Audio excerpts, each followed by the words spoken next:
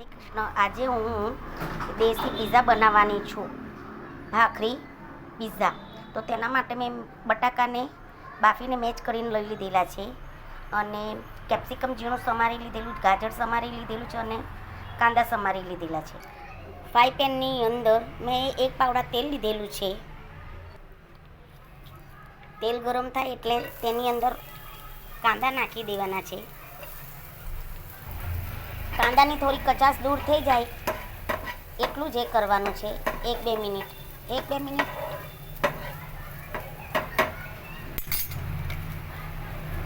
તેની સાથે કેપ્સિકમ પણ નાખી દેવાનું છે, અને ગાજર પણ નાખી દેવાના છે.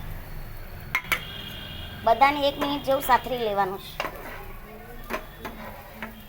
થોડાક નરમ પડી જાય ત્યાં સુધી.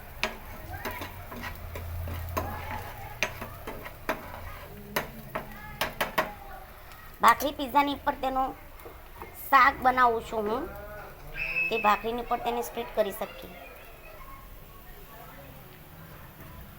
તેની અંદર અડધી ચમચી હળદી નાખવાની છે. તીખું તમે તમારા ટેસ્ટ અકોર્ડિંગ ખાઈ શકો છો. મેં અડધી ચમચી લીધેલી છે, અડધીથી પણ થોડું. અડધી ચમચી ધાણા જીરું લીધું છે. બધું સારી રીતે મિક્સ કરી લેવાનું છે.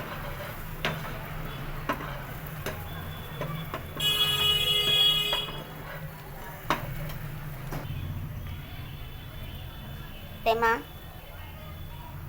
અડધી ચમચી જેટલો ગરમ મસાલો નાખવાનો છે. તેને બી સારી રીતે મિક્સ કરી લેવાનું છે. બધું સારી રીતે સતરાઈ ગયું છે. હવે તેની અંદર બટાકાનો માવો નાખવાનો છે, અને સારી રીતે તેને મિક્સ કરી લેવાનું છે.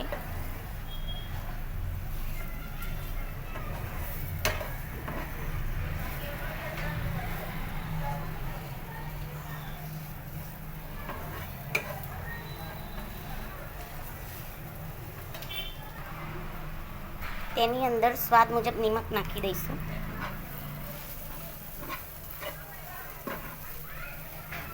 સારી રીતે મિક્સ કરી દેવાનું છે. હવે ગેસની આંચ બંધ કરી દેવાની છે.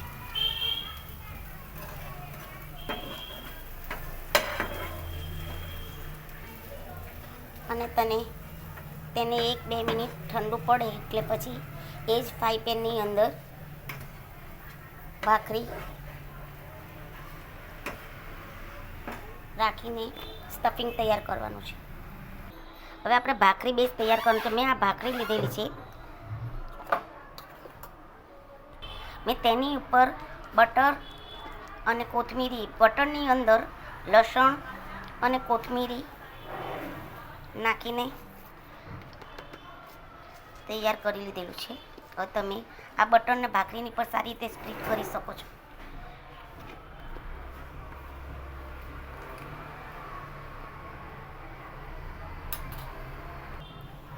તેની ઉપર 1 ચમચી કોથમીર અને પુદીનાની ચટણી નાખવાની છે, અને તેને બી સારી રીતે સ્પ્રેડ કરી લઈશું.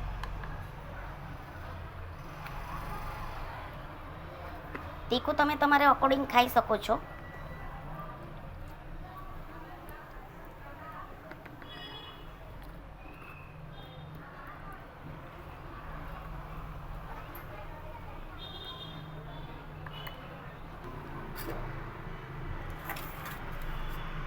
તો તેની પર આ શાક જે આપણે બનાવેલું છે તે બધું સારી રીતે પાથરી દેવાનું છે.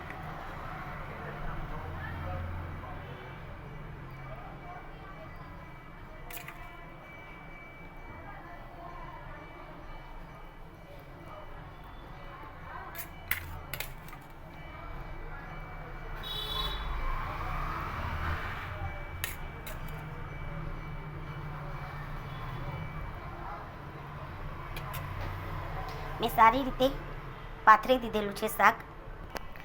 તમે જોઈ શકો છો કે મેં એની પર સારી રીતે ચીઝ પાથરી દીધેલું છે. ચીઝ તમે તમારી ઈચ્છા મુજબ તમને વધારે ઓછું તમે નાખી શકો છો.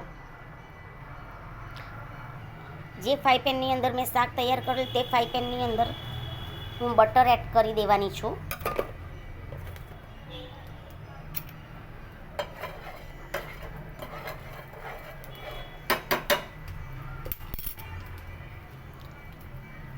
અને ભાખરી પીઝાના એની અંદર ધીરેથી પાથરી દીધેલા છે.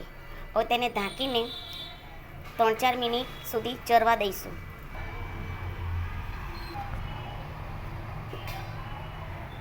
બે 3 મિનિટ થઈ ગઈ છે. તમે જોઈ શકો છો કે ચીઝ આપણું ઓલમોસ્ટ મેલ્ટ થઈ ગયું છે. હવે તેને ધીરેથી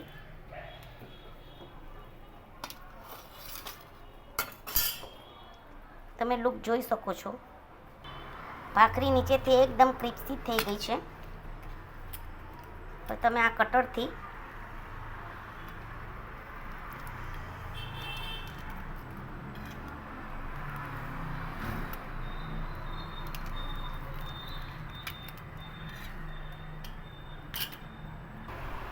તૈયાર છે આપણો ભાખરી પીઝા.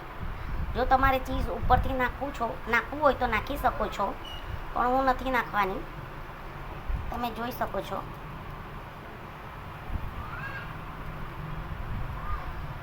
વિડીયો ગમ્યો હોય તો લાઈક કરજો અને કમેન્ટ કરજો અને સબસ્ક્રાઈબ કરજો. આ પીઝાને તમે સોસ સાથે કે મનગમતી તમારી ચટણી સાથે ખાઈ શકો છો. રાધે કૃષ્ણ.